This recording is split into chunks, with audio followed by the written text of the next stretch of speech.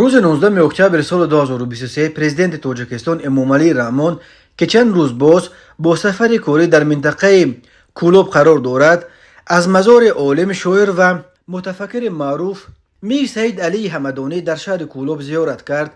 خدمات مطبوعات پرزیدنت خبر داد که امامعلی رحمان در شهر کولوب به نشان احترام و قدرشناسی به گذشتگان آرامگاه عالم متفکر مشرق زمین میر سید علی حمدانی را زیارت نموده با قرائت آیت‌ها از قرآن مجید بر پایداری ثبات و آرامی تاجیکستان صاحب استقلال، آسودگی مردم کشور و پیشرفت و شکوفایی وطن دعا و فاتحه نیک کردند. در عکس‌های نشر شده دیده می شود که امامعلی رحمان را هنگام زیارت مزار میر سید علی حمدانی رئیس ولایت ختلان دولتعلی سعید، شهردار کولوب بختیار نظرزاده همراهی می کنند.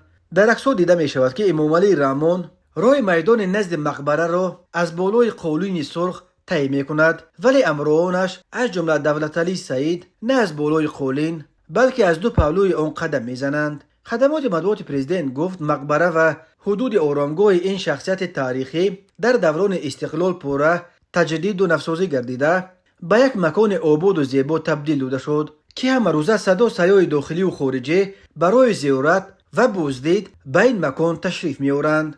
گفته می شود امامعلی رحمان با رهبریت شهر کولوب و مسئولان آثارخانه میراث ادبی و آثار خطی به نام میر سید علی حمدانی جهت بازم آباد و زیبا گردانیدن حدود این مکان تاریخی و در سطح بلند استقبال گرفتن مهمانان داخلی و خارجی دستور و هدایت‌های مشخص داده است. در تاجیکستان به شخصیت میر سید علی حمدانی احترام زیاد می‌گذارند. نایه سابق مسکو در مرز تاجیکستان با افغانستان حالا نام میر سید علی حمدانی را دارد. همین طور پول 10 سامانه با عکس این شخصیت تاریخی زینت یافته است.